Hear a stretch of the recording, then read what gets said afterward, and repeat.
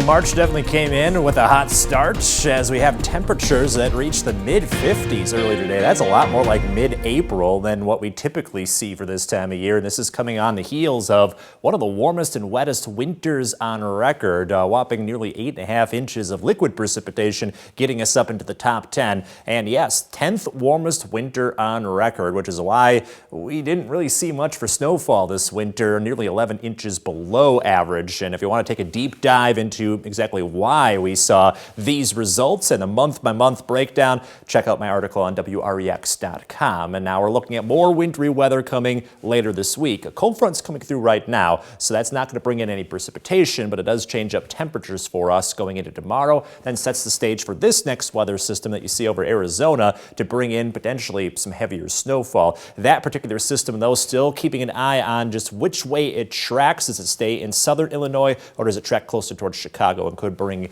little heavier snowfall closer towards us? So first up, cold front coming through tonight. We drop down to around freezing, which is fairly mild for this time of year, but look at the results for tomorrow afternoon. Only 42 for a high temperature, and that's down 14 degrees compared to what we saw today, and a lot more in the way of cloud cover expected. Then keeping an eye on that Friday system. So latest trend on this is that no matter what model you look at, they're all trending southward. So there is still a possible track, scenario number one here, where we're under the heavy area snowfall. A lot more models, though, are trending closer towards Chicago for the bullseye of this storm. So that's the big thing I'm seeing, much more of a southerly shift. And if anything, that more intense outcome, not as favored anymore. So we could be looking at something more like this, where we're brushed more with this, with some light slushy snow, and the heavier totals are closer to Chicago. But keep that in mind if you got weekend plans. So we'll continue to see if this scenario is favored as we get closer towards Friday.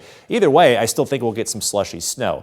Just a couple inches, though, compared to what could be a lot of inches of snowfall on more of that northerly track. So that'll be something that we'll watch, and we'll keep you up to speed tomorrow as we get close to that storm. 38 degrees, so we do cool off plenty by the end of the work week. We get back up into the 40s this weekend with some sunshine. Next week, warm enough for only rain on Monday.